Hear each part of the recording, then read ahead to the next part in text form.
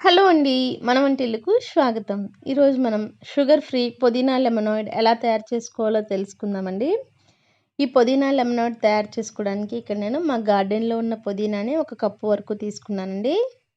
ఈ పుదీనాని ఎక్కువ వాటర్‌లో వేసి శుభ్రంగా వాష్ చేసుకున్నానండి.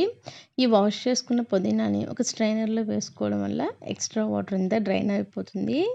ఇప్పుడు ఒక మిక్సీ జార్ తీసుకొని అందులో కడిగిన పుదీనాను వేసుకోవాలండి. అలానే చిన్నవి 2 నిమ్మకాయలను తీసుకున్నానండి. ఈ నిమ్మకాయల నుంచి రసం తీసుకున్నానండి. ఈ నిమ్మరసంలో ఉన్న గింజలను ఫిల్టర్ చేసేసుకున్నాను. నేను తీసుకున్న నిమ్మరసం సుమారుగా 4 టేబుల్ స్పూన్స్ ఉంటుందండి. ఇప్పుడు ఈ నిమ్మరసంను ఈ పుదీనాలోకి యాడ్ చేసుకోవాలి. అలానే ఒక పావు టీ స్పూన్ వరకు జీలకర్ర పౌడర్‌ని యాడ్ చేయాలండి. ఒక చిటికెడు బ్లాక్ సాల్ట్ వేసుకోవాలి.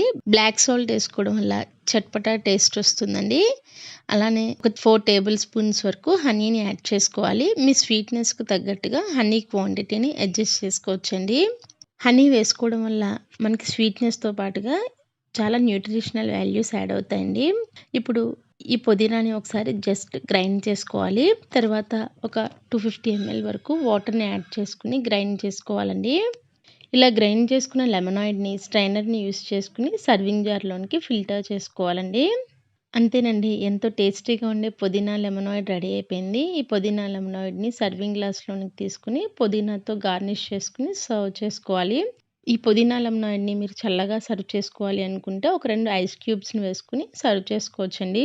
ఈ వేసవి కాలంలో మనకి చాలా దాహంగా ఉంటుంది కదండీ! అట్లాంటప్పుడు ఈ పుదీనా లెమనాయిడ్‌ని తీసుకుంటే మనకి దాహం తీరిన ఫీలింగ్ వస్తుంది. అలానే మన శరీరానికి ఎన్నో పోషక విలువలు కూడా అందుతాయండి.